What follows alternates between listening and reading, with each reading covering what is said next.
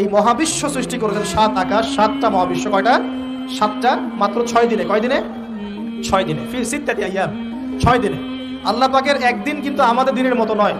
সূরা মাআরিজের মধ্যে আছে আল্লাহ পাকের একদিন আমাদের 50,000 বছরের সমান। কত হাজার বছর? 50,000 বছর। কিয়ামতের মাঠটাও হবে, ওই দিনটাও হবে 50,000 বছর। এই 50,000 বছরের সমপরিমাণ দিনে কেউ যদি পিপাসার্থ না থাকতে চায়, হাউজে কাউসারের পানি চায়, সে যেন কোনো বেদাতি আমল না করে, নবীর সুন্নতের উপর থাকে। ইনশাআল্লাহ নবী সাল্লাল্লাহু আলাইহি ওয়াসাল্লাম তাকে হাউজে কাউসারের পানি পান করে ইনশাআল্লাহ। ওই 50,000 বছরের সমপরিমাণ দিনে যদি আমরা তীব্র রোদে কষ্ট পেতে না চাই, আরো সে ছায়া পেতে চাই, তাহলে এই 7 শ্রেণীর অন্তর্ভুক্ত হওয়ার চেষ্টা করতে হবে। এখন এই মহাবিশ্ব সৃষ্টি করার পর আল্লাহ পাক সব কাজ বুঝিয়ে দিলেন, প্রত্যেকের কাজ প্রত্যেককে বুঝিয়ে দিলেন। কার কি কাজ? সূর্য কি তার কাজ ফলো করছে কি করছে না? চাঁদ তার কাজ পালন করছে না? এই গ্রহ নক্ষত্র তারকাগুলো তাদের কাজ কি করছে না করছে না? সবাই যার যার কাজ পুঙ্খানুপুঙ্খ রূপে করছে। যারা সায়েন্স বোঝেন তারা বুঝবেন, যদি সূর্য যদি 1 বিঘত দূরে চলে যায়, তাহলে পৃথিবীর অনেক বড় অংশ বরফে আচ্ছাদিত হয়ে যাবে। যদি সূর্য 1 বিঘত কাছে চলে আসে, পৃথিবীর তাপমাত্রা বাড়বে, খরা হবে, পৃথিবী উর্বর থাকবে না, পৃথিবী মরুভূমি হয়ে যেতে পারে। তো মহাবিশ্বের প্রতিটা সৃষ্টি আল্লাহ পাকের আদেশ পালন করে চলে। শুধু 2টা সৃষ্টি করে না, কেন করে না সামনে আসছে। এবার আল্লাহ পাক অন্যান্য মাখলুক সৃষ্টি করেছেন এবং পৃথিবীর জন্য আল্লাহ পাক জিন জাতি সৃষ্টি করেছেন। কোন জাতি? জিন জাতি। পৃথিবী আগে না জিন আগে? বলেন, আগে পৃথিবী। জিন জাতিকে সৃষ্টি করে আল্লাহ পাক পৃথিবীতে থাকার সময় দিয়েছিলেন। তারা তাই করেছিল আজকের মানুষরা যাই করছে। তারা আল্লাহ পাকের বিরুদ্ধাচরণ করা শুরু করেছে। আল্লাহ পাক তাদেরকে ধ্বংস করে দিয়েছে। তবে একজনকে রেখে দেওয়া হয়েছে। কাকে? তার নাম হচ্ছে ইবলিস। কি নাম? ইবলিস। সে আল্লাহর বড় আবেদ ছিল। আল্লাহর ইবাদত করতে করতে করতে সে এমন একটা মর্যাদা পেয়ে যায় যে ফেরেশতাদের উপরে আল্লাহ পাক তাকে মর্যাদা দিয়ে দিচ্ছে। ফেরেশতাদের সর্দার বানিয়ে দেওয়া হয়েছে। কাকে? ইবলিসকে। আচ্ছা, এবার পৃথিবী কিন্তু তার জায়গায় আছে। পৃথিবী কিন্তু ধ্বংস হয়ে যায় না। পৃথিবী আগে সৃষ্টি করা হয়েছে, ওটা তার জায়গা আছে। অনেক দিন পর, অনেক দিন বলতে কতদিন আল্লাহ ভালো জানেন, আমরা জানি না। কত লক্ষ বছর, কত কোটি বছর আল্লাহ ভালো জানেন, আমরা জানি না। আমরা জানি সূরা দাহারের 1 নম্বর আয়াত আল্লাহ বলেন, হাল আতা আলাল ইনসান হিনুম মিনাদ দাহর লাম ইয়াকুন শাইআন মাযকুরা। মানুষের উপরে এমন সময় চলে গেছে যে মানুষ একটা আলোচ্য বিষয় ছিল না। এই মহাবিশ্বে অস্তিত্বই ছিল না মানুষ। এমন সময় মানুষের উপর চলে গেছে।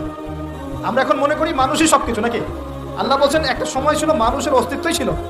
আল্লাহ পাক বহুদিন পরে এবার ফেরেশতাদেরকে ডাকলেন, ডেকে বলছেন, ওয়া ইয ক্বালা রাব্বুকা লিল মালায়েকা ইন্নী জাঈলুন ফিল আরদি খলিফা। হে আমার ফেরেশতারা, আমি ওই জমিনে, পৃথিবীতে, আরদে আমি আমার খলিফা পাঠাতে চাই। কি চাই? খলিফা পাঠাতে চাই। আল্লাহর খলিফাকে এক কথায় যে আল্লাহর হুকুম মেনে চলে, যে আল্লাহর হুকুম মেনে চলে এবং প্রতিষ্ঠা করে, ন্যায় বিচার প্রতিষ্ঠা করে, সে আল্লাহর খলিফা। যে আল্লাহর হুকুম মানে না, প্রচার প্রসার প্রতিষ্ঠাও করে না, ন্যায় বিচারও করে না, সে আল্লাহর খলিফা নয়, শয়তানের খলিফা। কথা ক্লিয়ার? আচ্ছা, এবার ফেরেশতারা কি বলছেন? ফেরেশতারা বলছেন, তাজআলু ফিহা মান ইউফসিদু ফিহা ওয়া ইয়াসফিকু দিমা। আপনি কি এমন কাউকে সৃষ্টি করতে যাচ্ছেন যে পৃথিবীতে গিয়ে ফিতনা ফাসাদ করবে আর রক্তপাত ঘটাবে? কয়টা কাজ করবে? 2টা। ফিতনা ফাসাদ করবে, রক্তপাত ঘটাবে। আজকে সারা দুনিয়ায় মানুষ ফিতনা করছে কিনা? পরিবেশ বিপর্যয় করছে, পলিটিক্সে ফিতনা, ইকোনমিক্সে ফিতনা, সমাজে ফিতনা, কালচারে ফিতনা, এখন এডুকেশনেও ফিতনা, সবখানেই ফিতনা। তো এইটাই ফেরেশতারা বলেছিলেন যে মানুষ ফিতনা সৃষ্টি করবে। আর কি করবে? রক্তপাত ঘটাবে। সারা বিশ্বে রক্তপাত ঘটাচ্ছে কিনা মানুষ? ঘটাচ্ছে না? এই তো প্রথম বিশ্বযুদ্ধে কত মানুষ মারা গেছে? 3 থেকে 4 কোটি। 3 থেকে 4 কোটি। নবী সাল্লাল্লাহু আলাইহি ওয়াসাল্লাম এবং সাহাবীরা যত যুদ্ধ করেছেন ইসলামের জন্য, সবগুলো যুদ্ধের পরিসংখ্যান মিলালে 10,000 মানুষও মারা যায় নাই। 10,000ও না। আর তোমাদের শুধু প্রথম বিশ্বযুদ্ধেই 3 থেকে 4 কোটি মানুষ মারা গেছে। সেকেন্ড ওয়ার্ল্ড ওয়ারে মারা গেছে 7 থেকে 8 কোটি মানুষ। ভিয়েতনাম যুদ্ধে এরকম প্রায় 4 থেকে 5 লক্ষ, আরো বেশি হতে পারে। চায়নায়, রাশিয়ায়, আপনার ইতালিতে যে বড় বড় রেভলিউশনগুলো হয়েছে, দেখবেন লক্ষ লক্ষ মানুষ মারা গেছে, লক্ষ লক্ষ। এই যে শুরু হয়েছে ইউক্রেন রাশিয়া, এই যুদ্ধ এত তাড়াতাড়ি থামবে না, এই যুদ্ধ এত দ্রুত বন্ধ হবে না, এটা কন্টিনিউয়াসলি চলতে থাকবে। ওদের প্ল্যান ছিল সিরিয়াকে নিয়ে, সিরিয়াকে কেন্দ্র করে তার একটা মালহামা চেয়েছিল, গ্রেট ওয়ার, বিশ্বযুদ্ধ। ওটা হয়নি, আলহামদুলিল্লাহ হয়নি, আলহামদুলিল্লাহ হয়নি। এখন নতুন পরিকল্পনা হচ্ছে যে ইউক্রেন রাশিয়া ইস্যু নিয়ে সারা ওয়ার্ল্ডে একটা ফিতনা সৃষ্টি করে। অলরেডি তারা ফিতনা সৃষ্টি করেই ফেলেছে। গ্যাসের দাম বেড়ে গেছে, তেলের দাম বেড়ে গেছে, এক্সপোর্ট ইম্পোর্ট কলাপস করছে, অনেক সমস্যা হচ্ছে। এবং এটাকে জিয়ে রাখা হচ্ছে অস্ত্র দিয়ে, প্রযুক্তি দিয়ে, হ্যাঁ, ট্যাঙ্ক দিয়ে, সমরাস্ত্র দিয়ে ওরা জিয়ে রাখছে যুদ্ধটাকে, যে চলুক, কন্টিনিউয়াসলি চলতে থাক। কারণ তাদের উদ্দেশ্য হচ্ছে পুরো বিশ্বে একটা ম্যাসাকার যুদ্ধ লাগানো। এটা আস্তে আস্তে আপনারা বুঝতে পারবেন। আমাকে কিছুই বলতে হবে না, আস্তে আস্তে আপনারা এমনি বুঝতে পারবেন। সারা বিশ্বে একটা গ্রেট ওয়ার হতে পারে, যেটাকে মিলিটারি অ্যাফেয়ার্স যারা বুঝেন তারা বলেন যে নিউক্লিয়ার ওয়ার বা পারমাণবিক যুদ্ধের কথা বলেন। এটা কিন্তু আমাদের দরজায় দাঁড়িয়ে আছে। আমরা দোয়া করি এমনটা না হোক, কিন্তু হতে পারে। আমরা দোয়া করি এমনটা না হোক, কিন্তু হতে পারে। হলে কি হবে সেই চিন্তা আমাদের করতে হবে। তো যারা বলে ইসলাম তরবারির জোরে ছড়িয়েছে, তাদের এইসব কথা বলার কোনো অধিকার নাই, এটা লজ্জা করা উচিত। কারণ শুধু ফার্স্ট ওয়ার্ল্ড ওয়ারেই 3 থেকে 4 কোটি মানুষকে তারা মেরে ফেলেছে। আমরা কি তরবারের জোরে ইসলাম প্রচার করেছি, নাকি আদর্শের জোরে হয়েছে? আদর্শ দেখে, মুসলিমদের চরিত্র দেখে, তাদের চারিত্রিক মাধুর্য দেখে, কোরআন সুন্নাহর প্রামাণ্যতা দেখে লক্ষ লক্ষ মানুষ ইসলাম কবুল করেছে, আলহামদুলিল্লাহ। এখনো করছে, আলহামদুলিল্লাহ। এখন যে সারা বিশ্বে মানুষ মুসলিম হচ্ছে, কোন জায়গায় মুসলিমরা গলার জোরে, তরবারের জোরে ইসলাম প্রচার করছে দেখান দেখি। এখন কি বিশ্বে মানুষ মুসলিম হচ্ছে না? হচ্ছে কি না? পশ্চিমা সভ্যতার মানুষরা মুসলিম হচ্ছে না? এখন কি আমরা যুদ্ধ করছি? তরবারি দিয়ে ওদেরকে ধরে রেখেছি, এই ইসলাম কবুল কর, এটা বলেছে? প্রিয় ভাইরা, এটা বলতে চাচ্ছিলাম, ফেরেশতারা বলেছেন রক্তপাত ঘটাবে আর ফাসাদ সৃষ্টি করবে। তারা কি সঠিক না ভুল? ফেরেশতারা সঠিক না ভুল? সঠিক। তারা কি গায়েব জানতেন? উত্তর না। তারা কিসের আলোকে বলেছেন? ওই যে বাসীরা, দূরদর্শিতা। জিন জাতি যা করেছে এরা তো তাই করতে পারে। আল্লাহ পাক কি বলছেন? আল্লাহ পাক বলছেন ইন্নী আ'লামু মা লা তা'লামুন, আমি যা জানি তোমরা তা জানো না। মানে আমার অনেক শুকরগুজার বান্দা থাকবে যারা আমার আনুগত্য করবে, আমার বিরুদ্ধাচরণ করবে। আমরা ওই বান্দাদের অন্তর্ভুক্ত হতে চাই, আল্লাহ পাক কবুল করুন। এটা বলে রাখি যে জান্নাতের 120টা কাতার হবে। কয় কাতার? 120 কাতার। এর মধ্যে 80টা কাতার হবে উম্মতে মুহাম্মাদের মধ্য থেকে। এবার আল্লাহ পাক আদম আলাইহিস সালামকে সৃষ্টি করলেন নিজ হাতে। সূরা সাদের মধ্যে আল্লাহ পাক বলেছেন খালাকতু বিয়াদাই, আমি নিজ হাতে ওকে সৃষ্টি করেছি। আল্লাহর হাত কেমন সেটা ব্যাখ্যা করার দরকার নাই, এগুলো নিয়ে চিন্তা করতে যাবেন না। আল্লাহ পাকের মতোই, কারোর সাথে সাদৃশ্যপূর্ণ নন। আল্লাহ পাক এবার আদম আলাইহিস সালামকে সৃষ্টি করে নাম শিক্ষা দিলেন। ওয়াল্লামা আদামাল আসমাআ কুল্লাহা, এই মহাবিশ্বের যত জ্ঞান আল্লাহ পাক আদম আলাইহিস সালামকে শিক্ষা দিলেন। বলে সুবহানাল্লাহ। এখান থেকে দলিল পেলাম আমাদের পিতা বানর থেকে হয় নাই, আমাদের পিতাকে আল্লাহ পাক সৃষ্টি করেছেন। আমাদের পিতাকে কে সৃষ্টি করেছেন? আল্লাহ রাব্বুল আলামিন। তাও আবার নিজ হাতে, মানে কি? ভালোবাসা দিয়ে, ভালোবেসে, মহব্বতের সাথে। এই খলাকতু বিয়াদাই, আমি নিজ হাতে সৃষ্টি করেছি, এই কথা মানুষ ছাড়া, আদম আলাইহিস সালাম ছাড়া অন্য কারোর জন্য আল্লাহ পাক বলেন নাই। অন্য সবার জন্য আল্লাহ পাক বলেছেন ইদা আরাদা শাইআন আইয়াকুলা লাহু কুন ফায়াকুন। যখন আল্লাহ পাক কিছু করতে চান খালি বলেন কুন, হও, ফায়াকুন, হয়ে যায়। ওখানে আল্লাহ পাক বলেন নাই সাগর সৃষ্টি করেছে হাত দিয়ে, এই গ্রহ নক্ষত্র সৃষ্টি করেছে আমার হাত দিয়ে। আল্লাহ পাক এমনটা বলেন নাই। আদম আলাইহিস সালামকে আল্লাহ পাক কত মহব্বত করেন, আল্লাহ পাক বলছেন যে আমি তাকে আমার নিজ হাতে সৃষ্টি করেছি। আর আজকে তোমরা শেখাচ্ছ মানুষকে, আস্তাগফিরুল্লাহ, যে মানুষ বানর থেকে হয়ে যায়। কত বড় কুফরি, কত বড় শিরক, কত বড় লজ্জা। নিজের সম্মান মানুষ নিজের ভাবে নষ্ট করতে পারে, নিজের সম্মান নিজে নষ্ট করতে পারে। আমাদেরকে আল্লাহ সৃষ্টি করেছেন আদম আলাইহিস সালাম থেকে। তারপরে যান, শুধু সৃষ্টি করেন নাই, আল্লাহ পাক সমস্ত নাম শিক্ষা দিয়েছেন। নাম মানে এখানে শুধু নাম, মঙ্গল, নেপচুন, প্লুটো এগুলো না। নাম মানে হচ্ছে জ্ঞান। নাম মানে কি? জ্ঞান। একটা এক্সাম্পল দেই, যখন আপনি বাচ্চাকে বলেন যে A for Apple, A for কি?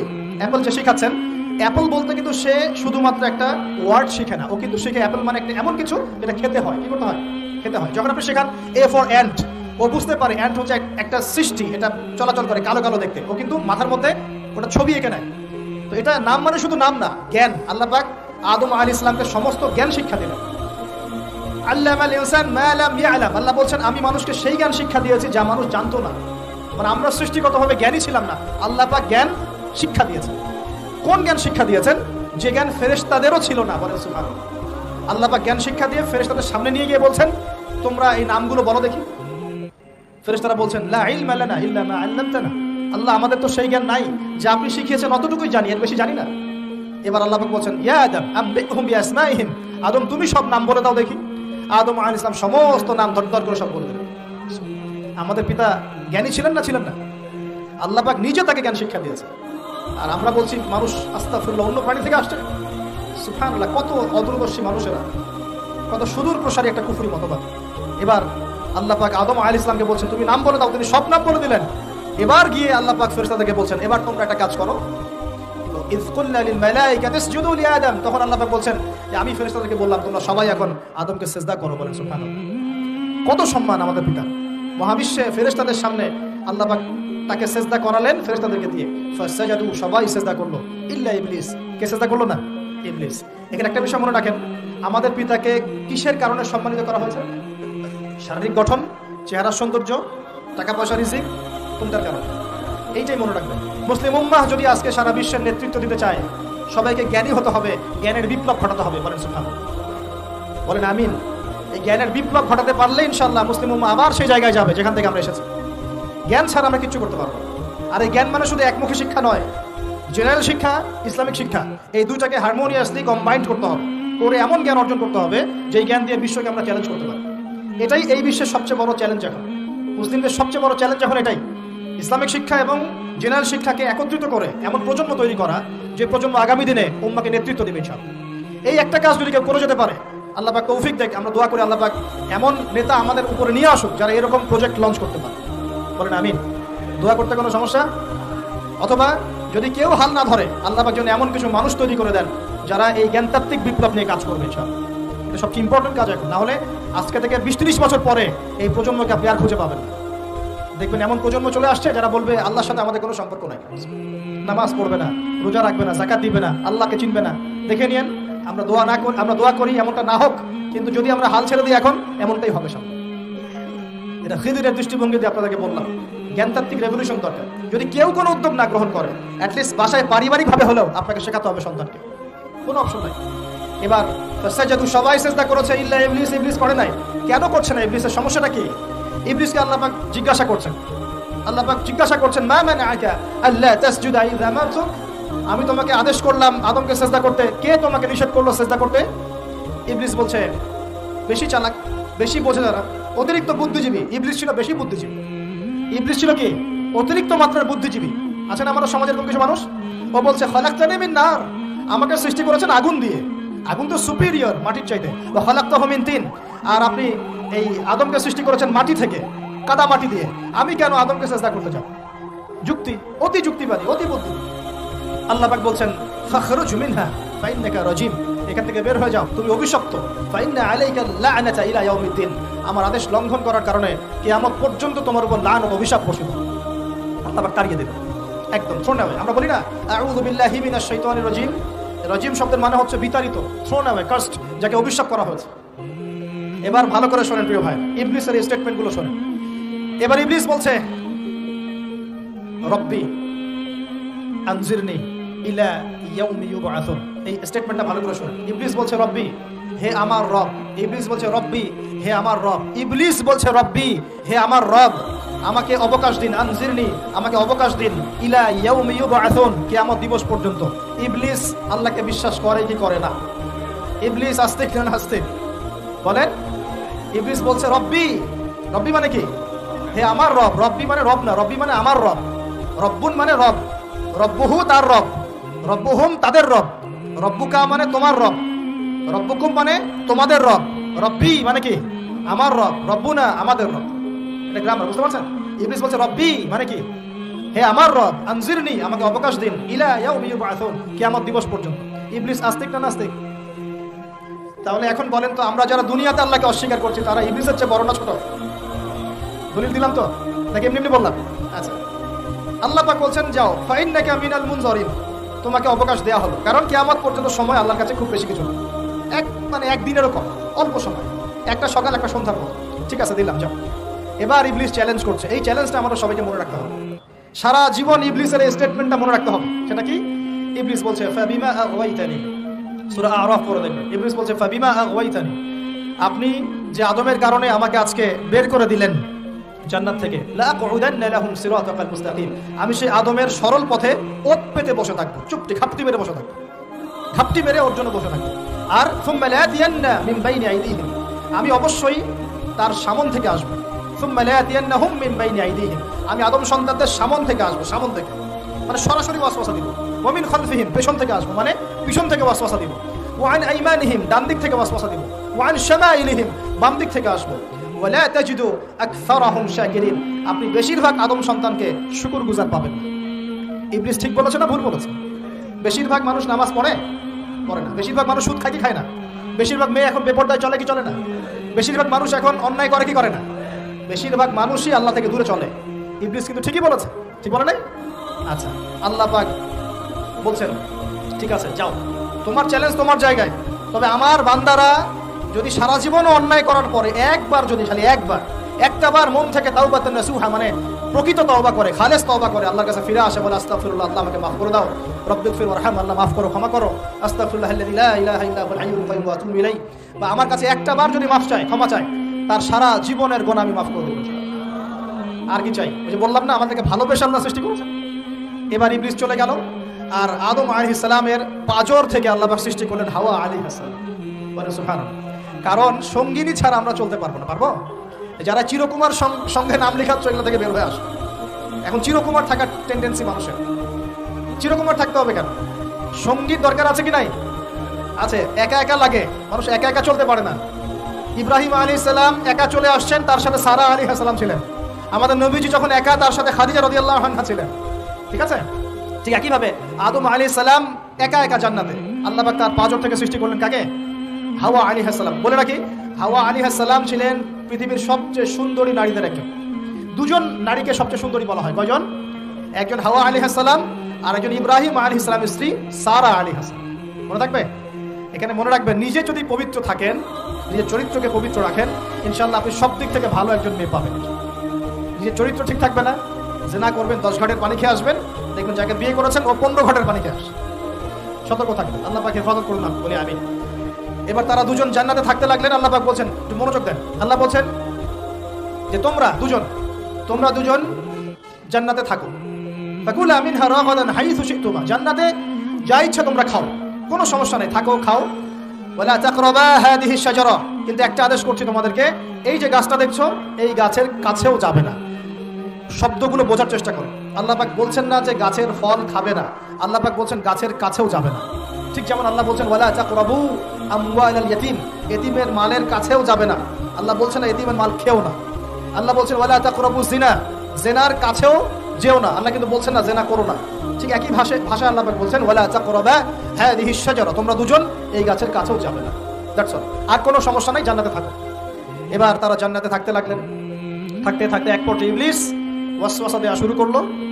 কি ওয়াসওয়াসা দিল যে আমাদের পিতা মাতা সেখানে চলে গেলেন? ভাবার বিষয় তো নাকি? কি এমন বললো ইবলিস যে আমাদের পিতা মাতা রিসিভড হয়ে গেলেন?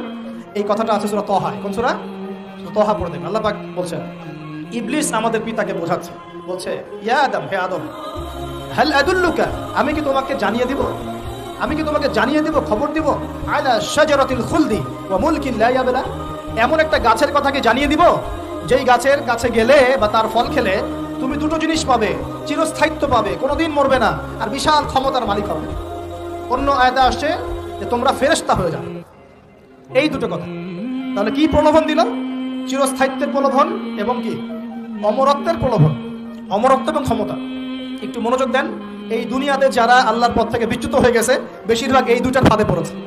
হয় ক্ষমতার ফাঁদে, না হলে দুনিয়ার এই যে মোহ, অমরত্ব, দুনিয়ার জীবন নিয়ে পড়ে থাকা, এই দুনিয়ার প্রেমেই মানুষ নিজের পথ হারিয়ে ফেলেছে। এই দুটোই হয়েছে। এক পর্যায়ে পিতা মাতা চলে গেলেন, ফল খেয়ে ফেললেন। যদিও বা ফল খাওয়ার কথাটা কোরআনে নাই, কোরআনে আছে তারা গাছের কাছে চলে গেলেন। কি হলো গাছের কাছে যাওয়ার পরে? ফালাম্মা যাকাশ শাজারা, আল্লাহ পাক বলছেন যখন তারা গাছের কাছে চলে গেলেন। ভাই লক্ষ্য করেন, যখন তারা গাছের কাছে চলে গেলেন, প্রথম যে ঘটনা ঘটলো, বাদাত লাহুমা সাওআতুহুমা, তাদের যে কাপড় ছিল জান্নাতের কাপড়, গায়ে কাপড়টা ধাপাস করে খুলে পড়ল। এখানে যদি আপনার কাপড়টা খুলে যায় কেমন লাগবে? বা কেউ যদি জোর করে কাপড় আপনার খুলে ফেলে কেমন লাগবে? কেউ যদি 10 জন জোর করে ধরে আপনার কাপড় খুলে দেয় কেমন লাগবে? আপনি নিজের জীবনের চাইতে বেশি কাপড়টা ধরে রাখার দিকে মনোযোগী হবেন না? আমাদের পিতা মাতাকে শয়তান জান্নাতে ফেরেশতাদের সামনে নগ্ন করে দেয়, কাপড় খুলে পড়ে গেল। তার মানে জান্নাতে আমাদের পিতা মাতাকে নগ্ন করেছে কে? ইবলিস। তাহলে দুনিয়াতে যারা এখন আমাদের গা থেকে কাপড় খুলতে চায়, বেপর্দায় চলতে চায়, পর্দাকে কুপ্রথা বলে, কুসংস্কার বলে, যারা বলে যে অশ্লীলতার বিপ্লব ঘটুক, পোশাকের কোনো বাধা ধরা নিয়ম না থাকুক, সবাই স্বাধীন, যারা নগ্নতা অশ্লীলতার পোশাক চায়, যারা মুসলিমদের গা থেকে কাপড় খুলতে চায়, এরা তাহলে কার হয়ে কাজ করছে? যেই কাজ শয়তান করেছে জান্নাতে, ওই কাজই তারা করছে এখন জমিনে। কথা কি প্রমাণ করতে পারলাম? প্রথম দুর্ঘটনা কোনটা? প্রথম দুর্ঘটনা এটা নয় যে তারা আল্লাহর হুকুম আহকাম ত্যাগ করেছেন, আল্লাহকে অস্বীকার করেছেন, কুফরি করেছেন, শিরিক করেছেন, এগুলো হয়নি প্রথমে। সর্বপ্রথম দুর্ঘটনা হয়েছে গা থেকে কাপড় খুলে পড়ে গেছে, তাও জান্নাতে সবার সামনে। এবার আমাদের পিতা মাতার কি অবস্থা চিন্তা করেন, লজ্জাস্থান প্রকাশিত হয়ে গেছে। এবার তারা জান্নাতের গাছের পাতা ছিঁড়ে ছিঁড়ে ছিঁড়ে গা এই লজ্জাস্থান ঢাকা শুরু করলেন। এটা সূরা আরাফের মধ্যে আছে। এবার আল্লাহ পাক তাদেরকে বললেন, আলাম আকুল লাকুমা, আমি কি তোমাদের দুজনকে বলি নাই, ইন্নাশ শাইতানা লাকুমা আদুউম মুবিন, শয়তান তোমাদের স্পষ্ট শত্রু, আমি কি তোমাদেরকে বলি নাই? এবার আমাদের পিতামাতা দরদর করে চোখের পানি ফেলে দিয়ে আল্লাহকে বলছেন, রব্বানা যালামনা আনফুসানা ওয়া ইল্লাম তাগফির লানা ওয়া তারহামনা লানাকুনান্না মিনাল খাসিরিন। এই দোয়া করার পর আল্লাহ পাক তাদেরকে মাফ করে দিলেন, সুবহানাল্লাহ। কিন্তু জান্নাতে আর থাকা হলো না, জান্নাতে আর থাকা হলো না। আমরা অনেকে মনে করি এই ঘটনার কারণে হয়তো আল্লাহ পাক তাদেরকে নামিয়ে দিয়েছেন, এই কথাও ঠিক না। কেন ঠিক না? কারণ আল্লাহ পাক দুনিয়া সৃষ্টি করেছেন আগে, আর আল্লাহ আগেই মানুষ সৃষ্টি করার আগে আল্লাহ পাক বলেছেন দুনিয়াতে আমার খলিফা পাঠাবো। তার মানে দুনিয়াতে যে আদম আলাইহিস সালামকে পাঠানো হবে এটা আগে থেকেই লেখা ছিল। এবার নামিয়ে দিচ্ছেন আল্লাহ পাক, কুল নাহবিতু মিনহা জামিআ, তোমরা সবাই এখন নেমে যাও। কে কে নেমে যাও? আদম, হাওয়া, ইবলিস সব নেমে যাও। কোথায় নেমে যাও? দুনিয়াতে নেমে যাও। ফাইম্মা ইয়াতিয়ান্নাকুম মিন্নি হুদান, দুনিয়াতে তোমাদের কাছে আমার পক্ষ থেকে হেদায়েত আসবে। কি আসবে? হেদায়েত মানে আল্লাহর কিতাব এবং নবী রাসূল আসবেন। ফামান তাবিআ হুদায়া, যারা আমার হেদায়েতকে মেনে চলবে, ফালা খাউফুন আলাইহিম ওয়ালা হুম ইয়াহজানুন, তাদের কোনো টেনশন নাই, কোনো ভয় নাই। যে জান্নাত থেকে এসেছো ওখানেই ফিরে আসবে ইনশাআল্লাহ। কিন্তু ওয়াল্লাযীনা কাফারু ওয়া কাযযাবু বিআয়াতিনা, যারা আমার আয়াতকে মিথ্যা প্রতিপন্ন করবে, অস্বীকার করবে, ফাউলাইকা আসহাবুন নার, এরা হবে জাহান্নামের অধিবাসী, হুম ফিহা খালিদুন, তারা সেখানে ওই শয়তানের সাথে চিরস্থায়ী হবে। এই দর্শনটা কি সহজ না কঠিন? দুনিয়াতে যাচ্ছ যাও, এই দুনিয়ার জীবন চিরস্থায়ী নয়, নির্দিষ্ট টাইম দেওয়া হয়েছে। এখানে মাতাউন ইলাহিন, এখানে নির্দিষ্ট সময়ের জন্য তোমাদেরকে রিজিক দেওয়া হবে, আবাসস্থল দেওয়া হবে, স্ত্রী সন্তান বাড়ি গাড়ি সব দেওয়া হবে, তবে এটা চিরস্থায়ী নয়। এখানে হেদায়েত আসবে, কোরআন সুন্নাহ আসবে, আল্লাহর ওহী আসবে, নবী রাসূল আসবেন। তোমরা যদি এই ওহী মেনে চলো, নবী রাসূলের আনুগত্য করো, আবার সেই জান্নাতে ফিরে আসবে ইনশাআল্লাহ, কোনো টেনশন নাই, কোনো ভয় নাই। কিন্তু যদি এই দুনিয়ার সংক্ষিপ্ত জীবনে শয়তানের তাবেদারি করা শুরু করো, তাহলে শয়তানের সাথেই পরকালে জাহান্নামে থাকতে হবে, জান্নাতে যাওয়া হবে। এই হলো পরীক্ষা। এবার আমরা দুনিয়াতে নেমে আসলাম, তার মানে আমরা এই দুনিয়ার বাসিন্দা ছিলাম না জান্নাত থেকে আসছি? দুইটা বিষয় একদম স্পষ্ট। আমাদের পিতা হচ্ছেন আদম আলাইহিস সালাম, যিনি বানর ছিলেন না, মানুষ ছিলেন, এক। আর দুই নাম্বার, আমরা এই দুনিয়াতে বিবর্তনবাদের মধ্য দিয়ে আসি নাই, সরাসরি জান্নাত থেকে আসছি। আল্লাহ পাক আদম আলাইহিস সালামকে জান্নাত থেকে দুনিয়াতে পাঠিয়েছে, জান্নাত থেকে সরাসরি দুনিয়াতে পাঠিয়েছে। বরং কোরআন এর উল্টা কথা বলেছে। কি কথা? কোরআন সূরা বাকারায় বলছে একটা জাতি ছিল, তার নাম বনু ইসরাঈল। কি নাম? এই বনু ইসরাঈলের মধ্যে একটা দলকে আল্লাহ পাক বলেছিলেন শনিবারের দিনে মাছ ধরবে না। কি বলেছেন? শনিবারে, এই যে সাগর আছে আপনাদের মনে করেন, এই শনিবারে মাছ ধরবে না। তো বনু ইসরাঈল বেশি চালাক, অতি চালাক, যারা ওই যে প্যালেস্টাইন দখল করে বসে আছে, ওরা দাবি করে আর কি, আসলে এরা সত্যিকারের বনু ইসরাঈল নয়, এরা ইউরোপিয়ান জিউস, এরা কিন্তু সত্যিকারের বনু ইসরাঈল নয়।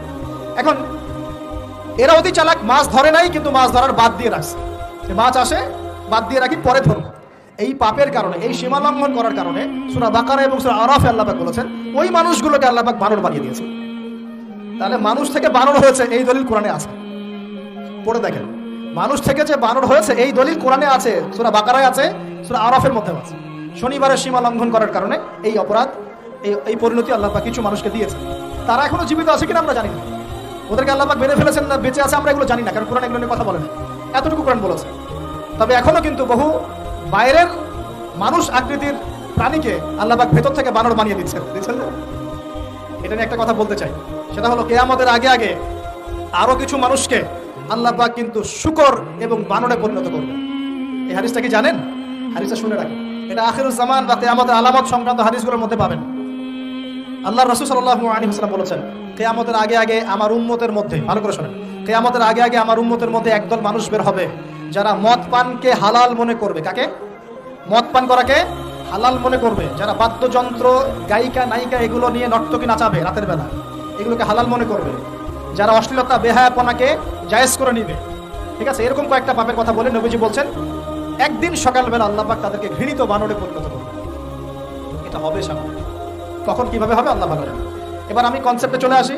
এই যে পৃথিবীতে নেমে আসলাম, তাহলে আমরা কোত্থেকে আসছি ভাই? আমরা কি পৃথিবীর অধিবাসী ছিলাম? আমরা জান্নাতে ছিলাম, ওখান থেকে আল্লাহ পাক পাঠিয়েছে।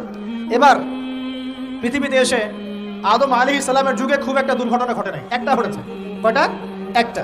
ভাই হাবিলের কুরবানি কবুল হয়, কাবিলের অন্তর্দাহ হয়, জ্বালা হয়। কেন হাবিলেরটা কবুল হবে, কাবিলের কেন হচ্ছে না? এই হিংসার বশবর্তী হয়ে কাবিল হাবিলকে হত্যা করে লাশটা দাফন করার পদ্ধতিও তার জানা ছিল না। আল্লাহ কাককে পাঠালেন, কাককে দেখে সে শিখলো। প্রথম দুর্ঘটনা হচ্ছে হাবিল কাবিলের দুর্ঘটনা। বলে রাখি, আজকেও নিজের ভাইয়ের বেশে বহু কাবিল মুসলিম সমাজের মধ্যে ঘুরে বেড়ায়। নিজের ভাইয়ের লেবাসে, পোশাকে, সুরতেই বহু কাবিল এখনো কিন্তু মুসলিম সমাজে ঘুরে বেড়ায়। তো আমরা কাবিলদেরকে কাবিলের পরিণতি সম্পর্কে সচেতন করতে চাই। হাবিল বলেছিল তুমি যদি আমাকে মারতে আসো, আমি তোমাকে মারার জন্য হাত বাড়াবো না। হাবিল জান্নাতে যাবে আর কাবিল জাহান্নামে যাবে। কেন কাবিল জাহান্নামে যাবে? নবীজি বলেছেন পৃথিবীর প্রথম হত্যাকাণ্ড সংগঠিত করেছে কাবিল। এই কারণে পৃথিবীতে যত খুন হবে সমস্ত খুনের পাপের একটা অংশ কাবিলের আমলনামায় যোগ করা হবে। একটা কথা মনে রাখবেন, সদকায়ে জারিয়া যেমন আছে, গুনাহে জারিয়াও আছে। একটা মদের দোকান দিয়েছেন, যত মানুষ মদ খাচ্ছে সমস্ত গুনার একটা অংশ আপনার কাঁধে আসছে। সিনেমা হল করেছেন, মানুষ সারাদিন নেকড়া ছবি দেখে, নগ্ন ছবি দেখে, যত মানুষ এখানে পাপ করবে সমস্ত পাপের একটা অংশ আপনার কাঁধে যাবে। আবার একটা মাদ্রাসা করেছেন, যত মানুষ এখানে দ্বীনি ইলম শিখবে এই নেকির একটা অংশ আপনি পাবেন ইনশাআল্লাহ। মরে গেলেও কবরে পাবেন ইনশাআল্লাহ। আল্লাহ পাক আমাদের সবাইকে সদকায়ে জারিয়া করার তৌফিক দেয়, গুনাহে জারিয়া থেকে বাঁচিয়ে রাখুন। খুব খেয়াল রাখবেন, আল্লাহ পাক আমাদের হেফাজত করুন বলি আমি। এবার ওই যুগ শেষ, নূহ আলাইহিস সালামের যুগ। এই যুগে আল্লাহর একই সুন্নাত। নূহ আলাইহিস সালাম 950 বছর দাওয়াত দিলেন, 40টা বা 80টা পরিবার ইসলাম কবুল করেছে, বাকিরা করে। যারা করে নাই আল্লাহ পাক তাদেরকে ডুবিয়ে মারলেন, যারা করেছে আল্লাহ পাক উদ্ধার করলেন। সোজা কথা। আজকে সারা পৃথিবীতে যত মানুষ আমরা বেঁচে আছি না, আমরা কোনো না কোনো ভাবে ওই 80 পরিবারের সদস্য। আমরা ভাই ভাই, আমরা ওই ফ্যামিলি, 80 ফ্যামিলির অন্তর্ভুক্ত। কিরকম করে? নূহ আলাইহিস সালামের 4 সন্তান ছিল। কয় সন্তান? এক সন্তানের নাম হচ্ছে হাম। কি নাম? হাম। হাম ছিল একটু কালো বর্ণের। হামকে দিয়ে আফ্রিকার কন্টিনেন্টে যত মানুষ দেখছেন ব্ল্যাক স্কিনের, কালো স্কিন, এরা সবাই হামের বংশধর। মজা না বিষয়টা? মানুষের অস্তিত্ব পৃথিবীতে, ইতিহাস, এগুলো খুব ইন্টারেস্টিং টপিক। ইতিহাস পড়তে থাকলে আপনি ডুবে যাবেন। কত কি যে বিশ্ব হয়েছে আর কত কিছু হবে সামনে, সুবহানাল্লাহ। তখন আপনার অস্তিত্ব জানান দিবে যে আমি কত ক্ষুদ্র, মহাবিশ্ব কত বড়, আল্লাহ কত বড়, কত সময় চলে গেছে আর আমি এই সময় কি করছি। এক ভাইয়ের নাম শাম। এই শামকে কেন্দ্র করে এই আরবের যে মানুষগুলো আছে, আরব, অ্যারাবিয়ান, এরা শামের বংশধর। আরেক ভাইয়ের নাম ইয়াফাস। কি নাম? ইয়াফাস। ইয়াফাসের বংশধর হচ্ছে পশ্চিমারা, মানে রোমক যারা, তারা। আরেক ভাইয়ের নাম ছিল কেনান। কি নাম? কেনান। এ ঈমান নিয়ে আসে নাই, ওই যে প্লাবনে ডুবে মরে গেছে। মরে যাওয়ার পরে আদম আলাইহিস সালাম বলেছিল আল্লাহ আমার পরিবারের অন্তর্ভুক্তকে মাফ করে দাও।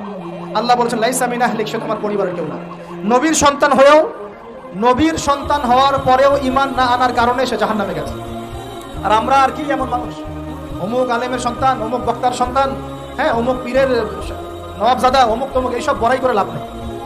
আমল, আকীদা, ঈমান যদি ঠিক না থাকে আমাদের বংশ পরিচয় আমাদেরকে বাঁচাতে পারবে, আমাদের দেশ জাতীয়তাবাদ বর্ণ বাঁচাতে পারবে। যার যার কবরে তাকে চোখ দাও।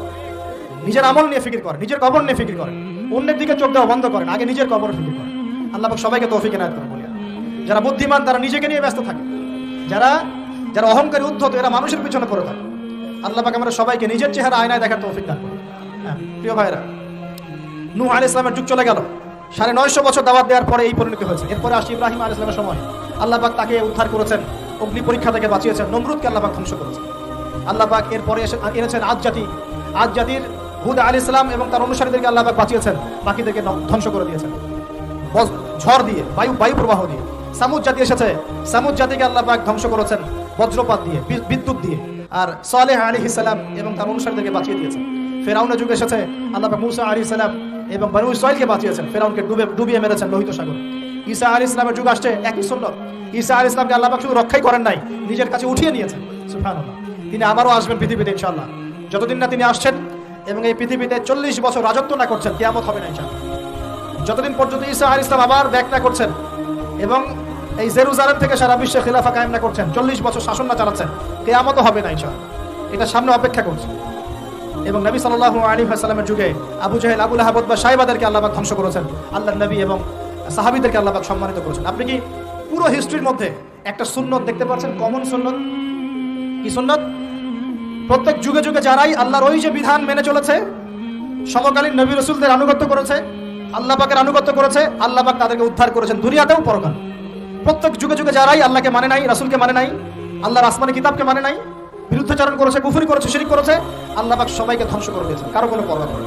এই সিলসিলা আজও অব্যাহত আছে, আগামীতেও থাকবে ইনশাআল্লাহ। এখন আমরা যারা এখন বেঁচে আছি, আমরা নবী সাল্লাল্লাহু আলাইহি ওয়াসাল্লামের ইন্তেকালের প্রায় 1450 বছর পরের মানুষ। আল্লাহর নবী এসেছেন এমন সমাজে যে সমাজে শিরকের পাপ চলছে, সুদের পাপ চলছে, দুর্নীতি চলছে, আপনার কন্যা সন্তানকে জীবিত হত্যা করা হচ্ছে, আপনার মাদকদ্রব্যের সয়লাভ চলছে, মেয়েদের অধিকার দেওয়া হচ্ছে না, হ্যাঁ গোত্রীয় হানাহানি চলছে। ওই সমাজটাকে তিনি 23 বছরের মধ্যে পাল্টে ফেললেন। কত বছর? 23 বছর। কিভাবে পাল্টালেন? উত্তর, তিনি প্রথমে জ্ঞানের চর্চা করেছেন। কিসের চর্চা? জ্ঞানের। আল্লাহ পাক প্রথম ওহী নাযিল করেছেন, ইকরা বিসমি রাব্বিকাল্লাযী খালাক, পড়ুন আপনার রবের নামে যিনি আপনাকে সৃষ্টি করেছেন। নবী সাল্লাল্লাহু আলাইহি ওয়াসাল্লাম সাহাবীগণ কোরআনের 6টা হক আদায় করেছেন। কয়টা হক? 6টা। তারা কোরআন পড়া শিখেছেন। আমরা সবাই কোরআন পড়া শিখব তো ইনশাআল্লাহ। তারা কোরআনের অর্থ শিখেছেন, আমরা কোরআনের অর্থ শিখবো তো ইনশাআল্লাহ। তারা কোরআনের আদেশগুলো মেনেছেন, আমরা কোরআনের সব আদেশ মানবো তো ইনশাআল্লাহ। তারা কোরআনের সমস্ত নিষেধগুলো বর্জন করেছেন, আমরা নিষেধ বর্জন করবো তো ইনশাআল্লাহ। তারা কোরআনের দাওয়াত মানুষের কাছে পৌঁছে দিয়েছেন, আমরা কোরআনের দাওয়াত দিব তো ইনশাআল্লাহ। এবং 6 নাম্বার, তারা কোরআনের বিধানগুলোকে বাস্তবায়ন করেছেন, আমরাও বাস্তবায়নের চেষ্টা করবো তো ইনশাআল্লাহ। এই 6টা হক আদায়ের ফলে 23 বছরের ব্যবধানে জাহেলি মক্কা একদম সোনালী মক্কায় পরিণত হয়েছে। 23 বছর পরের মক্কায় আপনি কোনো সুদ পাবেন, কোনো শিরক পাবেন, কোনো মূর্তি পূজা পাবেন, কোনো মেয়ের অবমাননা পাবেন, কোনো জেনা, কোনো ব্যভিচার, কোনো ধর্ষণ কিছু পাবেন? 23 বছর পরের মক্কায় কোনো পাপ পাবেন না। কিভাবে সমাজ পরিবর্তন হলো? এই কোরআনের হক আদায়ের মধ্য দিয়ে হয়েছে, নবীর সুন্নাত প্রতিষ্ঠার মধ্য দিয়ে হয়েছে। এরপর কি থেমে গিয়েছিল? উত্তর না। এরপর আবু বকর সিদ্দিকের যুগ এসেছে, প্রায় 2 থেকে 2.5 বছর তিনি শাসন কার্য চালিয়েছেন। ওই যুগে কি মানুষ আবার খারাপ হয়ে গিয়েছিল? উত্তর না, বরং ইসলাম আরো বেগবান হয়েছে আলহামদুলিল্লাহ। এরপর এসেছে উমর রাদিয়াল্লাহু আনহুর যুগ। কত বছর? প্রায় 10 বছর। কত বছর? 10 বছর। এই 10 বছরে কি মুসলিমরা আবার খারাপ হয়ে গিয়েছিল? উমর রাদিয়াল্লাহু আনহুর কোর্টের মধ্যে কি প্রতিদিন কেস আসতো? সারা বছরে একটা কেসও আসতো না। মানুষ এত ভালো ছিল, সারা বছরে একটা কেসও আসতো না। বরং যারা রাষ্ট্রীয় পর্যায়ে দায়িত্বশীল ছিল তারা এসে বলতো যে আমাদের ভাতাগুলো বন্ধ করে দেন, বসে বসে বেতন দিব কেন, কোনো তো কেসই আসে না, বসে থাকবো কেন? এরকম সমাজ ছিল। একজন ব্যক্তি খুঁজে পাওয়া যেত না যে নামাজ পড়ে না, একজন মুসলিম পাওয়া যেত না যে যাকাত দেয় না সামর্থ্য থাকলে, এমন মুসলিম খুঁজে পাওয়া যেত না যে কোরআন পড়তে জানে না, হাদিসের চর্চা করে না, যে দাওয়াতি কাজ করে না, যে আল্লাহর পথে দাওয়াত এবং জিহাদে আত্মনিয়োগ করে না, এমন মুসলিমই খুঁজে পাওয়া যেত। এরপরে আসলো উসমান রাদিয়াল্লাহু আনহুর যুগ। ওই যুগে ফিতনা শেষের দিকে সৃষ্টি হওয়া শুরু হলো। কোন বিষয়কে কেন্দ্র করে? কোরআন সংকলনকে কেন্দ্র করে ফিতনা সৃষ্টি হলো। আতাতায়ীদের, বিদ্রোহীদের হাতে উসমান রাদিয়াল্লাহু আনহুকে নির্মমভাবে শাহাদাত বরণ করতে হয়েছে। তিনি প্রায় 12 বছর শাসন কার্য চালিয়েছেন, ইসলাম আরো এগিয়ে গেছে। এরপর এসেছে আলী রাদিয়াল্লাহু আনহুর যুগ। আলী রাদিয়াল্লাহু আনহুর খেলাফতে ওই উসমান রাদিয়াল্লাহু আনহুর ঘটনাকে কেন্দ্র করে, হত্যাকাণ্ডকে কেন্দ্র করে মুয়াবিয়া রাদিয়াল্লাহু আনহু এবং আলী রাদিয়াল্লাহু আনহুর মাঝখানে একটা ব্যাটল, একটা যুদ্ধ হয়ে গেছে। এর নাম হলো সিফফিনের যুদ্ধ। কিসের যুদ্ধ? সিফফিন। যাই হোক, এক পর্যায়ে আলী রাদিয়াল্লাহু আনহুকে এরকম বিদ্রোহীদের হাতে, খারেজিদের হাতে শহীদ হতে হয়। বলেন ইন্না লিল্লাহি ওয়া ইন্না ইলাইহি রাজিউন। তারপরে হাসান রাদিয়াল্লাহু আনহু অল্প কয়েকদিন শাসন কার্য চালান। তারপর উম্মার ঐক্যের খাতিরে তিনি তার শাসন কার্যের ভারটাকে মুয়াবিয়া রাদিয়াল্লাহু আনহুর হাতে সুপর্দ করে দেন, যা ছেড়ে দিলেন। মুয়াবিয়া রাদিয়াল্লাহু আনহুর সময় থেকে উমাইয়াদের শাসন শুরু হয়। উমাইয়ারা শাসন করেছে প্রায় 132 হিজরি পর্যন্ত। কত হিজরি? 132 হিজরি পর্যন্ত, প্রায় 92 ইয়ার্স, 90-92 বছর তারা শাসন করেছে। এই সময় ইসলাম আরো এগিয়ে গেছে, পিছিয়ে যায় নাই। ফিতনা এসেছে, দমন করা হয়েছে, মুসলিমরা বীর দর্পে বিশ্বের বুকে শাসন কার্য চালিয়েছে। এরপর এসেছে আব্বাসীয়দের খেলাফত। জাব নদীর যুদ্ধে উমাইয়াদের পরাজয়ের পরে আব্বাসীয়রা ক্ষমতায় আসে। তারাও ইসলামকে এগিয়ে নেওয়ার চেষ্টা করছিল, ইসলাম এগিয়ে যাচ্ছিল, জ্ঞান বিজ্ঞানের প্রসার হচ্ছিল। আলহামদুলিল্লাহ, ইসলাম পিছিয়ে যায় নাই, মুসলিমরা পিছিয়ে যায় নাই, সারা বিশ্বে দাপটের সাথে আমরা চলেছি। তারপর আস্তে আস্তে ওই আব্বাসীয়দের পতন শুরু হলো। তাদের হাতে? এই তাতারিদের হাতে, মঙ্গোলিয়ানদের। মাত্র 40 দিনের ব্যবধানে পুরো বাগদাদের মধ্যে প্রায় 20 থেকে 25 লক্ষ মানুষকে হত্যা করা হয়েছে। বাইতুল হিকমা ধ্বংস করে দেওয়া হয়েছে, লাইব্রেরি ধ্বংস করে দেওয়া হয়েছে, বইপত্রকে নদীতে ফেলে দেওয়া হয়েছে। তারা ছিল উগ্র জাতি। মঙ্গোলিয়ানদের নাম শোনেন নাই? হালাকু খান নাম শুনেছেন? চেঙ্গিস খান, হালাকু খান নাম শোনেন নাই? ওদের হাতে মুসলিমদের ব্যাপক দমন পীড়ন সহ্য করতে হচ্ছে। এইভাবে যুগে যুগে তারপর ক্রুসেডাররা আসছে, ক্রুসেড 1টা 2টা 3টা ক্রুসেড হচ্ছে। আস্তে আস্তে উসমানীয়দের রাইজিং হয়েছে, ফাতিমি খেলাফত এসেছে, মামলুকদের শাসন এসেছে, এদিকে মোগলরা শাসন করেছে, কর্ডোবার দিকে আব্দুর রহমান তারা শাসন করেছে। মানে এক কথায় সারা বিশ্বে মুসলিম শাসন ছিল। অটোমান এম্পায়ার 1923 এই সময়ের দিকে, 1914 থেকে 1923 এই সময় পর্যন্ত অটোমান এম্পায়ার এই বিশ্বে ছিল। তারপরে মুসলিমরা আস্তে আস্তে রাষ্ট্র ভাগ করে ফেলেছে, প্রত্যেক রাষ্ট্র টুকরা টুকরা হয়ে গেছে, ইউনিটি নষ্ট হয়ে গেছে, রাষ্ট্রের ভিতরে বিভিন্ন ফাসাদ তৈরি করে দেওয়া হয়েছে, মুসলিমদের ঐক্য ভেঙে গেছে, ইকোনমি দুর্বল হচ্ছে, সব মিলিয়ে আছে মুসলিমদের আজকে এই অবস্থা হচ্ছে। আমাদের এখন যুবকরা চিনে না আল্লাহকে, নামাজ পড়তে মানুষ খুঁজে পাওয়া যাচ্ছে না, যাকাত দেওয়ার মানুষ পাওয়া যায় না, রমজান মাসে পার্ট টাইম রোজা রাখে, পার্ট টাইম তারাবি পড়ে, পার্ট টাইম জুমায় আসে, পার্ট টাইম ঈদে নামাজ পড়ে। প্রজন্ম আস্তে আস্তে এই জায়গায় চলে আসছে, আল্লাহকে চিনে না, রাসূলকে চিনে না, ইসলামের হিস্ট্রি জানে না, আমাদের শেকড় জানে না। এমনি এমনি হয়নি, লাস্ট 100 বছরে এই জায়গায় আমরা আসছি। লাস্ট 100 বছরের হিস্ট্রি ভালো করে পড়ে দেখবেন, বলার সময় নাই। লাস্ট 100 বছরের হিস্ট্রি পড়ে দেখবেন, যে জায়গায় আমরা ছিলাম সেখান থেকে একদম তলানিতে নেমে চলে আসছি। এখন প্রশ্ন হচ্ছে, এই অবস্থায় কি চিরস্থায়ী থাকবো, নাকি এখান থেকে আমরা সামনে যাব? সামনে যে এমনি এমনি যাওয়া হবে না এটা নিশ্চিত। সামনে যাওয়ার জন্য কিছু কাজ এবং ক্রাইটেরিয়া মেনটেন করতে হবে। আমরা জানি এরপরে আসবে ইমামুল মাহদির শাসন, তারপরে আসবে নবী ঈসা আলাইহিস সালামের শাসন, তারপরে দাজ্জালকে মেরে ফেলা হবে। আর দাজ্জালকে মেরে ফেলার আগে দাজ্জাল তার অনুসারীদেরকে নিয়ে বিশ্ব শাসন করবে 40 বছর। সরি, 40 বছর না, 40 দিন। 40 দিন।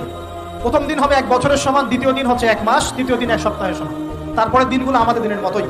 এরপর ঈসা আলাইহিস সালামের আগমনের মধ্য দিয়ে তার ধ্বংস হবে। এরপর ইয়াজুজ আর মাজুজ বের হবে। ইয়াজুজ আর মাজুজ খুব হিংস্র হবে, তাদেরকে হত্যা করার ক্ষমতা মুসলিমদের থাকবে না। মুসলিমরা তুর পাহাড়ে আশ্রয় নেবে, আল্লাহ পাকের গজবে তাদের ঘাড়ের মধ্যে একটা ভাইরাস জন্ম নেবে, এতে তারা মারা যাবে। বড় বড় নখরওয়ালা প্রাণী আল্লাহ পাঠাবেন, পাখি, এরা এসে এদেরকে উঠিয়ে উঠিয়ে কোনো জায়গায় ফেলে দিবে, মহাবিশ্বের কোনো এক জায়গায় এনে ফেলে দিবে। তারপর আল্লাহ পাক বৃষ্টি বর্ষণ করবেন, প্রচুর বৃষ্টি বর্ষিত হবে এবং বিশ্বের এই জমিনটা উর্বর হবে। তখন একটা ডালিম দেখেছেন, ডালিম, একটা ডালিম একটা পরিবার খাবে, একটা ডালিমের খোসার মধ্যে একটা পরিবার আশ্রয় নিতে পারবে, এত বড় বড় ফসল হবে। 40 বছর ঈসা আলাইহিস সালাম এই বিশ্বকে শাসন করবেন ন্যায়ের ভিত্তিতে, আদালতের ভিত্তিতে। ঘাটে মহিষ এক ঘাটে পানি খাবে, বাঘে মহিষ এক ঘাটে পানি খাবে, কেউ কারো উপর জুলুম করবে না। এরপর তার বিয়ে শাদী হবে, সন্তান হবে এবং তার ইন্তেকালও হবে স্বাভাবিকভাবে, এবং তাকে দাফন করা হবে নবী মুহাম্মদ সাল্লাল্লাহু আলাইহি ওয়াসাল্লামের কবরের পাশে, রওজার পাশে। এরপরে মানুষ আবার খারাপ হওয়া শুরু করবে, এতটা খারাপ হবে যে মানুষ রাস্তার মোড়ে মোড়ে জেনা ব্যভিচারে লিপ্ত হবে, কুকুর শিয়ালের মতো। এই অবস্থায় পশ্চিম দিক থেকে সূর্য উঠবে এবং ব্যবসায়ী ব্যবসা করতে বসেছে, কাপড় খুলেছে, এই কাপড় গুটিয়ে নেওয়ার আগে কিয়ামত হয়ে যাবে। একজন ব্যক্তি পানির বোতল খুলেছে, পানি মুখে দেওয়ার আগেই কিয়ামত হয়ে যাবে। একজন ব্যক্তি বাসা থেকে বের হয়েছে, বাসায় ফেরত যাওয়ার আগে কিয়ামত হয়ে যাবে। উটকে পানি পান করানোর আগে কিয়ামত হয়ে যাবে। ওই সময় তওবার দরজা বন্ধ হয়ে যাবে। এই ইসরাফিল আলাইহিস সালাম সিংহায় ফুঁক দিয়ে দিবেন, মহাবিশ্ব ধ্বংস হয়ে যাবে। আল্লাহ পাক দ্বিতীয় ফুৎকারের মধ্য দিয়ে আবার সবাইকে উঠাবেন এবং এই দুনিয়ার জীবনে আমরা যে কাজগুলো করেছি এর হিসাব আমাদেরকে দিতে হবে। সেদিন যদি আমরা আল্লাহর কাছে প্রত্যেকটা কাজের হিসাব দিতে পারি, কোরআন সুন্নাহর উপর থাকতে পারি, আল্লাহর বিধিবিধান মেনে চলতে পারি, এই কারাগারের জীবনে আল্লাহর বিধান মেনে চলতে পারি, ইনশাআল্লাহ যে জান্নাত থেকে আসছি আবার সেখানে ফিরে যাবো ইনশাআল্লাহ। আর যদি ওই দিন আমরা হিসাব দিতে ব্যর্থ হই, আল্লাহ না করুক, তাহলে ওই ইবলিসের সাথে, তার অনুসারীদের সাথে আমাদের সবাইকে জাহান্নামে থাকতে হবে। এভাবে হিস্ট্রি শুরু হয়েছে, হিস্ট্রি শেষ হবে। এই দুনিয়া চিরস্থায়ী হবে না, আর আমাদের অবস্থা এমন থাকবে না। এখন শেষ কথা হচ্ছে, এই অবস্থা থেকে উত্তরণের জন্য আমাদের কি করণীয় আছে? উত্তর, আমাদের প্রথম দরকার জ্ঞান চর্চা। কি দরকার ভাই? জ্ঞান চর্চা, প্রচুর জ্ঞান চর্চা প্রয়োজন। জ্ঞান নাই কিছুই করতে পারবো না। দ্বিতীয় কাজ হলো আমাদের সবার দরকার জানা অনুযায়ী আমল করা। জানা অনুযায়ী আমল করা, যে যত বেশি জানি আমল করার চেষ্টা করি, আল্লাহ পাক তৌফিক দান করেন। এরপর দরকার আদর্শ পরিবার গড়ে তোলা। পারিবারিক আদর্শ সুন্দর হলে পরে সমাজটা সুন্দর হবে ইনশাআল্লাহ। আল্লাহ পাক আমাদের সবাইকে আদর্শ পরিবার গড়ার তৌফিক দান। দিনদার মেয়েকে বিয়ে করবেন, দিনদার ছেলেকে বিয়ে করবেন, অল্পে তুষ্ট থাকবেন, পরিবারের বিষয়ে সবর করবেন এবং সন্তান সন্ততিদেরকে মানুষ করে যাওয়ার চেষ্টা করবেন। এরপর দরকার আমাদের হালাল রিজিক। সবাই যদি হালাল রিজিকে সন্তুষ্ট থাকি, সমাজের মধ্য থেকে অন্যায় এমনি অটোমেটিক কমে যাবে ইনশাআল্লাহ। প্রত্যেকটা কাজ করার আগে চিন্তা করব কিভাবে করলে হালাল হবে, কিভাবে করলে হারাম হবে। এরপর দরকার নবী সাল্লাল্লাহু আলাইহি ওয়াসাল্লামের সুন্নাহ মাফিক জীবন গড়া।